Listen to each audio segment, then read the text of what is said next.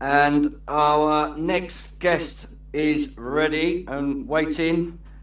He is the current Berkhamsted FC manager. It's Chris Devane. All right, chaps, how are we? Chris, how are you, mate? Hey Chris, how you doing? You two got matching t-shirts on. What's Ah, going on here? And we're, initials, look. yeah, we're Look at them, proper. mate. You've got We're, Welch's pro- one on, have you? You've got the same initials. we're proper, aren't we? Yeah. How Right, are we'll you? get All this right? free. You ain't had much sleep yet from last night? Oh, mate. I've got this Garmin watch, which Yeah. I don't sleep very well, so it tracks my sleep for me. And 2:41 to 6:09 or 6:08 was my kip last night. So No. That was a good buzz, though, wasn't it? We'll bring it on. We'll come on to that in a second. But yeah, just first of all, just tell the listeners about yourself, Chris, where you've been, what you've been doing, and what you've achieved in the game so far. um, yeah, so it was never really a plan to get into coaching managing. I played at a half decent level at sort of school as a teenager, sort of schools football, county football. Broke my leg quite badly when I was 21. Compound fracture, ripped tendons, ligaments. So I never played since. Started the Sunday team and needed a manager, and I was on crutches and stuff. So I started managing a team called St John's, just like a Division 4 Sundays or something. Then St Joe's, who are like growing up as a kid in Luton, they're sort of like the pinnacle of sort of Sunday football, and they offered me the role as the manager. I'd done it there for 3 years, and then one season I got a call from Crawley Green. They were Spartan and they were rock bottom at Christmas and said they need a hand to try and stay up. So went in there at Christmas. I think they were on 6 points after 21 games or something. You know, a bit of a pickle. Managed to keep them up. Then I'd done a full season at Crawley Green, finished 8th, I think, in the Spartan, and then Biggleswade United, the job come available. So I then took that with Guy and Ballagay and the team over there. I thought we were in a brilliant position to get promoted. We just beat Colney Heath, actually. That's the year they were flying. With Clemo and Tomo and that, and we just beat them 3-0, and I think we were going to have a go at catching them, and then COVID sort of stopped it. When COVID stopped that, then the Berkhamsted job come available, and to be honest, I applied for it, and I interviewed and got it, and all of a sudden I've gone from Sunday football to Berkhamsted a step 4, and Birchie had left them. They were top actually before COVID stopped it. I've gone from Sunday League to step 4 in 2 years, and I was like, you know, what the fuck's going on here? Do you know what I mean? So then I had to. What really helped me start my first year at step 4. My recruitment sort of tactic was to recruit the best players I felt at step 5 were the best at the level, and go from there. Probably the likes of Charlie Briggs, Ali Bangora, Sam Doolan at the time. Yeah. Obviously, I don't think that's the way to approach it, but fortunately for me, COVID then stopped the season after like 8 games, maybe. Yeah. So it gave me a real sort of test, really, and a real look at the level without actually meaning anything, because the season stopped. So then I had a whole 9 months then to plan for the next season. We then finished second. We were like 15 points clear of everyone else. Bedford Town won the league. Finished second, lost in the playoff semi to Northleigh. Northleigh were actually only in there because Welling failed their ground grade at the time. Yeah, so they couldn't go up. Lost in the semi, and then losing a playoff semi-final sort of lit a fire. Then I remember I didn't sleep at all. I rang Ryan Blake and Linton Goss the next day and said, let's go and win the league. They joined it. We then obviously won the division. We won it by, I think, mid-March. I think it was 18 points in the end. The club then, unfortunately at the time, the club didn't have the finances to sustain themselves at step 3. So I resigned and sort of said, listen, I don't think I can keep you up on that, you know, at that level. It's always difficult, because from the outside you might think, oh, he's just spat his dummy out because he couldn't, you know, have the budget that they wanted to pay the players and stuff. But it really wasn't that. Like, you know, I'm really close with the chairman. He's brilliant. You know, like, he's actually a really good friend. And I just said, listen, I can't keep you up on that. I think you need to find someone that can. So I resigned. I then went to Biggleswade Town. My best mate Jim was joint manager with Danny Payne. Jim's still there now, actually. I then went to Biggleswade Town, and obviously I sort of helped recruit there and sort of set them up for step four, the likes of, Lacey and Lukey Andrews, BJ and people like that. Obviously they went on to win it, to be fair to them, so, it's a brilliant effort in the end. I then left at Christmas. To be fair, I struggled not being the manager, if I'm honest. It was difficult. Whilst I was always respectful of the dynamic, it's, everyone does their own thing. In certain times, you're never going to really agree. It's really civil. The guy's my best mate. He still is now. So, and then Burko come calling and said, "Listen, we're in a position now where we think, well, if we've got promoted, we can sustain it. There's a good chance we're sort of relegated. I think we were 15 points adrift last January. Get the club settled down again, and and have a go at getting the club promoted again. And this is where we are. Yeah. And it's going quite well at the moment. Yeah, it's going quite well. Yeah. Yeah, it is. It's a difficult one because I think the majority of players, my selling part of why you should come and play for me or play for Berkhamsted this year is we're going to get promoted, and if you look at the last 3 years, I finished second, we won it, and then I was a part of Biggleswade Town team that won it. I've kind of got a bit of weight behind that now. So I think people have really trusted me when I've said that's the plan, to get promoted. So I think there's such pressure, and Welshie knows now. He's been in the changing room. It's a really different pressure when every single game is massive. It's not, when things are going well, like last night, it's brilliant. It's really enjoyable, but it's a tough environment. I think you've got to be, you've got to be mentally prepared for it. It's every pre-match, every half-time, every post-match. There's a different level of pressure to it, and I don't think unless you've been in a real promotion race or title race, you really understand that. But yeah, it's gone really well. To be fair, there's always things I've got wrong, and Welshie knows I'm the first one to hold my hands up when I do. But I think what works, I don't know what you think, Dan, again, because you've been inside it. I think what players get with me is just complete transparency. If they're good, I'll tell them they're good, and if they're not good, I'll tell them they're not good. Whether that means leaving people out if they're not, if they're not doing the right things at the right time or behaving properly, or I don't really care who it may be, and if results, naming no names, I left 2 people out last night because I didn't think they carried themselves correctly. 2 of our better players, to be fair, and sort of put the result on the line just to maintain a standard of how we do things at the club and how we operate. Unfortunately for me, we got away with one because we scored so late. Do you know what I mean? So.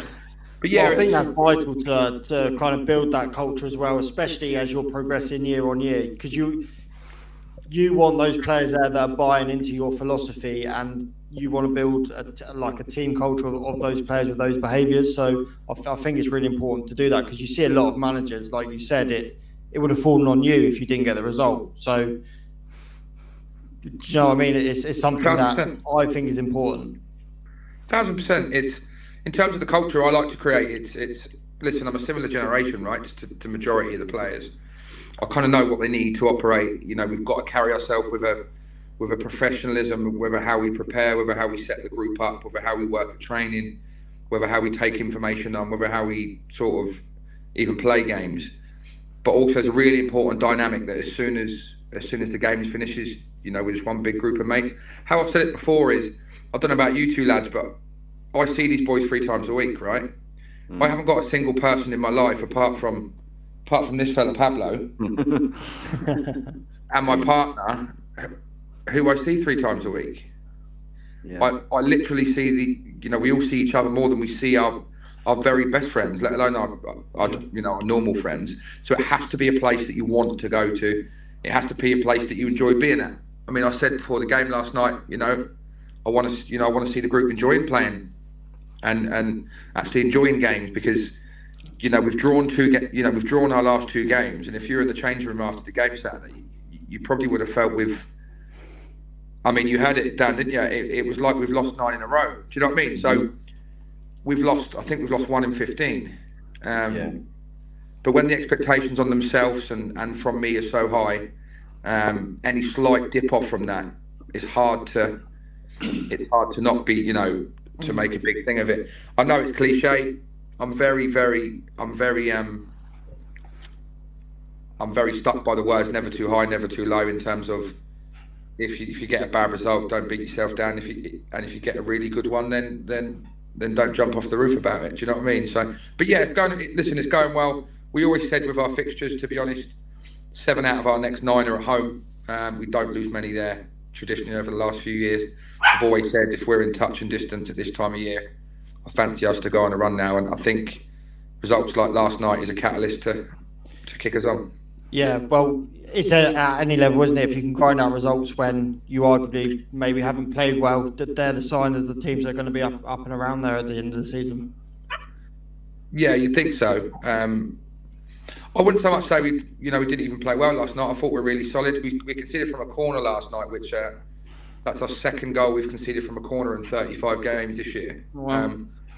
So Lockie, our set piece coach, has done brilliant with that. It was just such a tough pitch, mate. Like terrible. And bless them, because I don't think they've got ground staff. The volunteers obviously jumped on it and stuff, and I could see the rollers everywhere yesterday. They just rolled shite out of it for 12 hours all day, and just compacted all the mud. So as soon as you got a stud on it, it was like even goalkeepers couldn't. Like even Welchie, their keeper, who's a really good kicker of the ball normally, just couldn't get a contact on it. So it's one of them games. It's a real leveler. We went very direct, put it down their throat. And to be fair, on the balance, majority of opportunities they had, I don't remember a lot, to be honest. It was all throw-ins and corners. He's made 2 good saves first half, and he's made 2 good saves second half, I think, from 2 good chances. Anyone know who does the Welling media? Yeah, he's our media man here as well. He's not on tonight. I was going to bring him in. Let him know. I've got a box of Kleenex next to the bed here. Mate, I genuinely can't believe he sent me that saying penalty. I said, mate, he's literally fucking touched tight with him in the box. I said, and what our one was blatant, but he's put it on Twitter as well. I've already messaged him. I don't really actually remember it. Like I thought Ware should have had a penalty Saturday in the second half. Yeah, definitely Newton's. And I remember that. Do you know what I mean? Like normally, like to get away with one, you sort of remember it, don't you? Like yeah, no, that's right. Yeah, but yeah, it must be a Welling thing because their ground share AFC Welling put a nice tweet up earlier about the refs of their game last night. So it must hang in the water down there. It's a difficult one. I think we've had listen. We're on the end of a bad decision at Royal Bedford this year that the FA actually rescinded, right? And I'm passionate as hell, right? I care a lot about it. It completely changed the course of the game, potentially the season. Mm-hmm. I wanted nothing more than to go online and call the official very useless. Yeah. But unfortunately, it's not going to get you nowhere. They're trying to do a job. They don't do it on purpose. And it's like, who the hell wants to be a referee? Do you know what I mean? It's like... Yeah, I agree. And also, no disrespect to any of the club, the level that we're playing at, you've got to expect the referees to be at that similar level. Do you know what I mean? So the referees are at that level for a reason. They're going to miss things. They haven't got cameras and eyes and ears everywhere. So yeah, I agree. Is that you barking, Welshie? No, that's not me, mate. I completely agree. And again, no offence to the players, we are level 8 of English football, right? So if you break that down, there's 7 different calibers of players until you get to the pinnacle, right? Yeah. So flip that upside down in terms of referee, we're getting eighth different caliber of referees before we get to our level. Unfortunately, like most of our players, they're going to be shy. So we've, in compared to the real game and VAR and inspecting perfection. Now they've all got brilliant moments. Players at our level, but they've all, they also make a lot of mistakes between them all, and that's why they're not at a very good level. So we can't then throw our toys out the pram when referees make them. But I will appeal if I feel I am quite stubborn. If I think I'm right, I'll appeal it, and we did. But I do think there needs to be a rule. I don't know how you do it, but the score was 0-0. You send our goalkeeper off at 0-0, and we lose the game 5-1. There's got to be something where retrospectively, if they go, actually, sorry, that was a bad one, have it back. I don't know, I'm pissed in the wind probably, but there should be something where they go, that result probably not fair. Do you know what I mean? Because years ago, right, and this is where football needs to evolve. Like 15 years ago, there was no such thing as highlights. There was no such thing as VOs. There was no such thing as every decision that I have now, I can actually appeal because I've got footage of it. So I think the rules need to develop with it. Like Liverpool, I absolutely hate them. Like, I'm a Man United fan. Obviously, I've got the accent. And when they got their goal disallowed at Tottenham, that was a blatant 2-yard onside or whatever it was. Just replay the game. It's not fair. It's not right. So it's I'm not one actually. I actually tell the lads on the sideline. I make a point, I think, about getting on with the referees, because I think if I'm a bloke and I'm reffing, and I've been at work all day and I've come home and I've listened to the missus moan that I'm going out again, I would, if I had some bloke from Welwyn Garden City shouting at me for 60 minutes, when there was a time to give him a decision or give Burko one, I know who I'm giving it to. Yeah. Do you know what I mean? It's like 100%. I'd always say look after them because we fucking need them. You know? Yeah. Like, there's no game about them, is there? I mean, I've in the past I've been nightmare. Obviously, playing, you get heated, you get frustrated, but I would never go online after a game and publicly criticise them, because without them, I'm not playing football. Do you know what I mean? Yeah. So, Yeah, Chris, right, just quickly, I just want to take you back to the season where you lost in the playoffs to North Lee. How tough was it to obviously take that defeat in the playoffs, but then you kept everyone together and went and won it the next season? Was that easy, or what did you have to do to keep everyone focused and concentrated? It was easy. It was easy to go and win it. I'll tell you that. I don't mean that by opponents, or anything like that, because we won 17 games by 1 goal that year, so there was nothing easy about it. It was easy to get the motivation and determination in the right place, because no one wants to feel that hurt again. Like, I just had Lacey, who come back from Hemel, was with us 2 months. We had the playoff semi, hated football, was nowhere near it. Ryan Canane just left Hemel, hated football, nowhere near it. Ryan Canane, actually, who's, in my opinion, the best centre-half ever to play in Step 4, he was getting £80 a week for me for a whole season, and gave me half of that back to sign Jonathan Lacey from Hemel. Wow, that's incredible. Yeah. I've actually seen Ryan Canane play, because he dropped down to play for Farnham, didn't he? Who were in our league, and I agree, he is one of the best centre-halves I've ever seen in non-league. He's a scandal. Not only is he a man mountain, he can run, he can talk, he can pass, he can kick it. Yeah, he's superb. Listen, we won it by 18 points. He was head and shoulders the best player in the league. And maybe this year that's some of our issue. Potentially I felt I underestimated how good he was and how important he was. But just back to that, like I said, our problem with the playoff semi was, listen, we played North Lee 3 weeks before in the league and beat them. We knew, we knew we were better. I probably got the selection wrong. I think I overthought it and made a couple of changes where I didn't need to. I rested some people on the Saturday where I think I should have kept them sharp. They went 1-0 up about 70th minute, and then we equalised like the 97th minute in that Canal end where Luke Andrews scored against Leighton.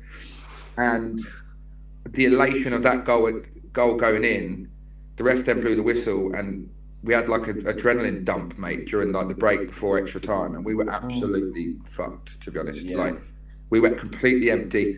The main problem though is I finished the game with Jonathan Lacey, Ali Bangora, Lewis Toomey, Liam Brooks, and Elliot Bailey on the pitch. So I had 6 strikers on the pitch because I needed a goal, didn't I? Yeah. And then I've got to fucking play half an hour against Roger James, who's lightning. Jeff Salui is a number 9, and there's a left winger who's now bloody banging them in for Cheltenham, who was at North Lee, blonde-haired lad. Yeah. So I forget his name now. I'll send you it. But a really good front three, mate, and I had 6 strikers on the pitch. So they scored just for half time, and then we were just gone. But honestly, the next day, no sleep, I was like, right, I'm not going through that again. Like I said, I rang Ryan Blake and Lyndon Goss, who were at Tame. They've both been at Tame for years. Like, how no one had even tried to take them or managed to take them, I don't know. But I said, listen, we're in the league, come and join us, basically, very next day. 3 days after the playoff semi, I had a squad of 80 in a group chat, done, signed. I'll see you all in June. Enjoy your 6 weeks off. Let's go and get it. And that, it was kind of real determined. Like, we used the disappointment as fuel. every time there was a bad moment in a game, every time there was a bad decision from a referee, every time a team scored and we had to come from behind, we just used the disappointment of a playoff semi to sort of lift us back up again. Do you know what I mean? And like I said, sorry. There's no bad motivation, is there? No, there's really no. Playoffs are such a lottery. Again, I'm like a fucking Karen. I'll tell you what I did tonight. I've come home from work, and there's a car blocking my driveway. Like, I live on the close, right? Like, no one should be parking there. And we've got like a close WhatsApp.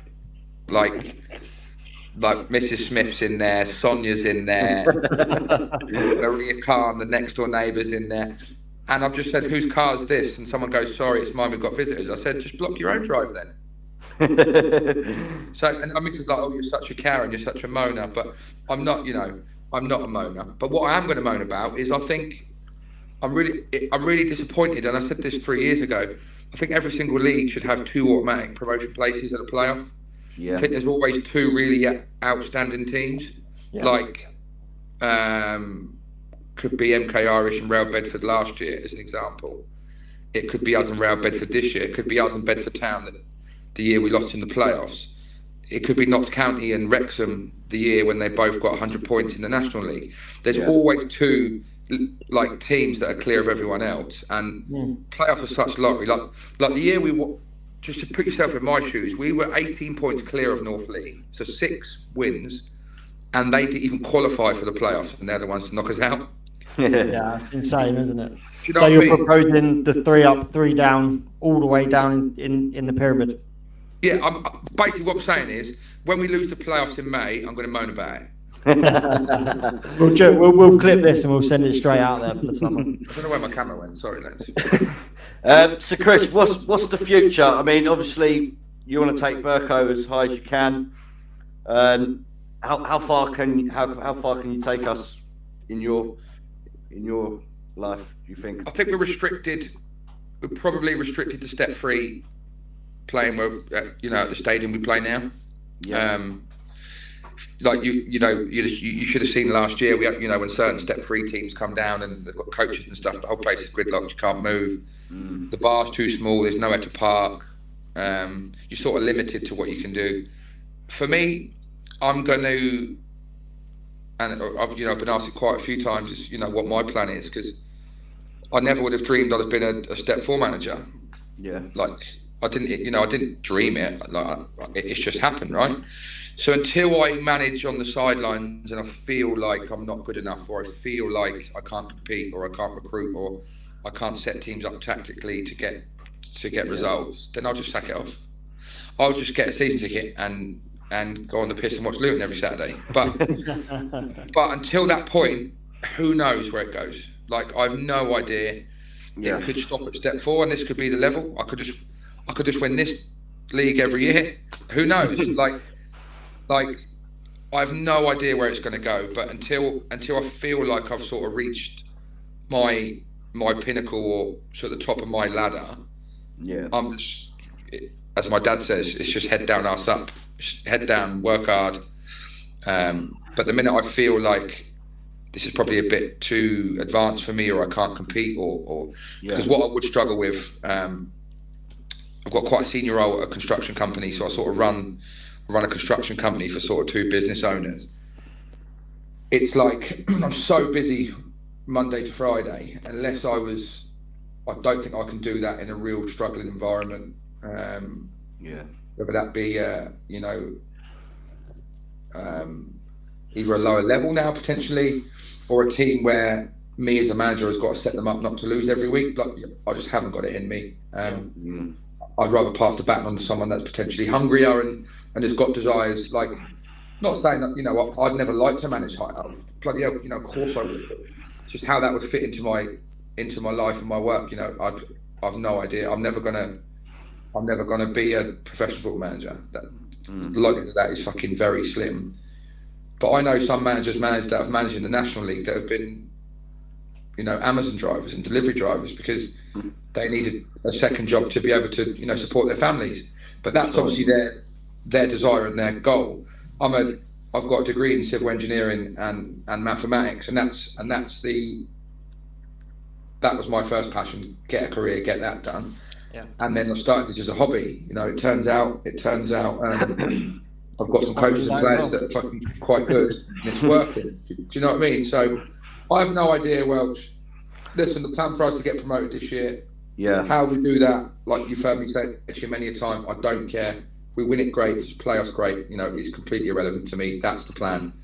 If we don't get promoted, then the same plan next year. But if we do, then it's try and then really establish ourselves as a step-free club the first year. Make sure you survive. Just don't get relegated. Yeah. And then we go from there. Yeah. Yeah. So that was going to be my next thing. Obviously, when you got Berko promoted to step 3, and then obviously you left the club. I mean, taking Berko up to step 3 this year, fingers crossed we do. How much would it mean to you to actually have a full season at step 3 with a club very close to your heart? Yeah, and again, the same thing that I said about step 4, where I think I got a little training camp in step 4 because I had 8 games and then COVID stopped it. I've kind of had one at step 3 now.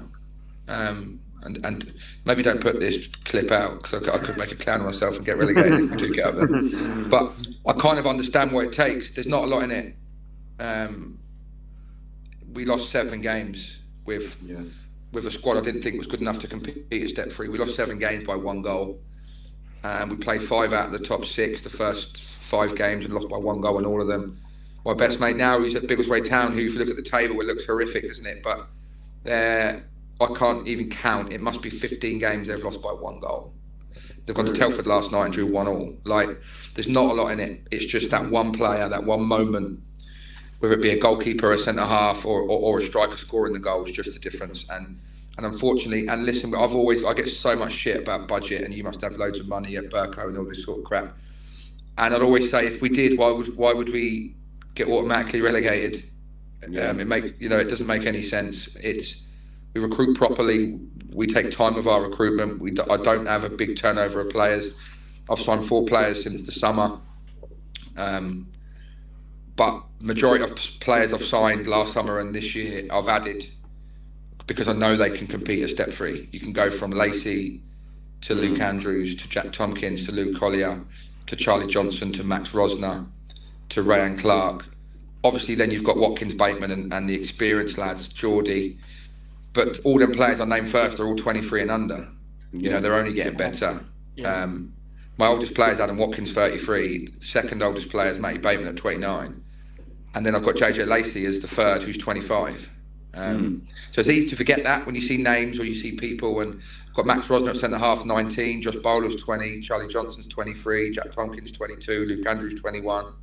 Yeah. So it's a real exciting group. I just think if I did get them up a level and added some real experience maybe and some real athleticism around them, who knows what we can do, because the sky's the limit for them lads, and that's why I did put a few of them on contract, because I do trust them. So just a bit of breaking news, just been sent this, the new potential badge of Real Bedford Town, for those listeners, just been sent that. I mean, if that happens, I mean, there's so many scenarios of what could happen to us and whatever, but do you have anything to say on the merger? Do you think it's a good idea for the? Yeah, it's definitely a good idea.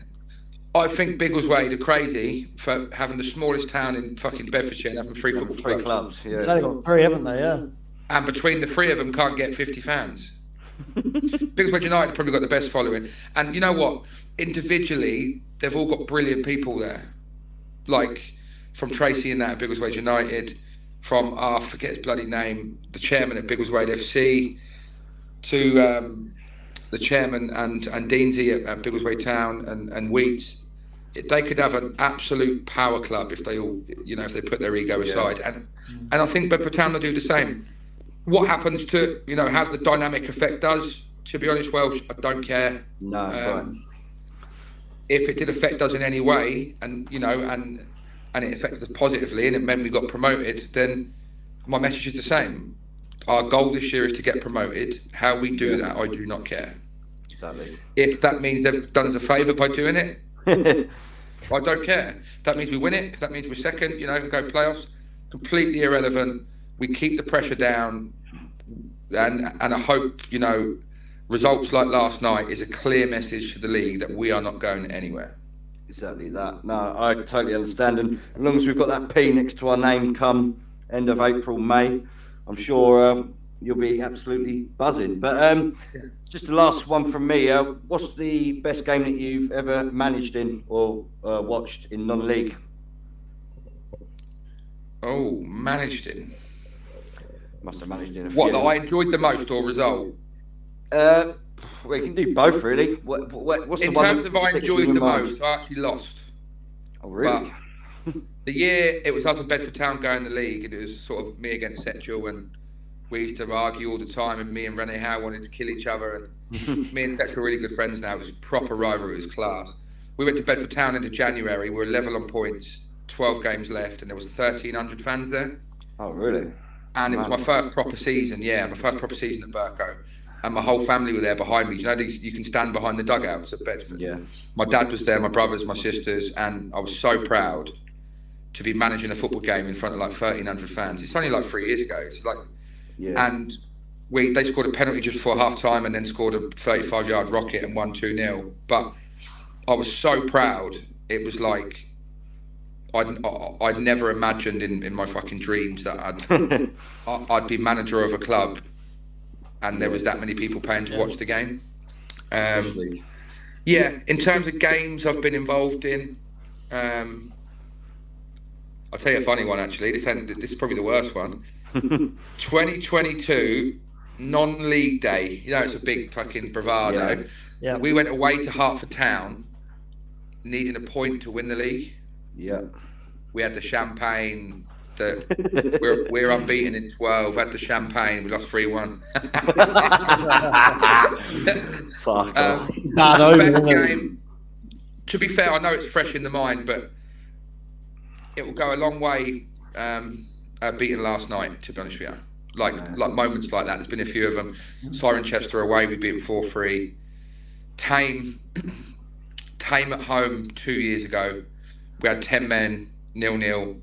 And Josh Chamberlain scored an overhead kick in the last minute. Hadley at home the same year when we won it. We had 10 men, beat them 2-1.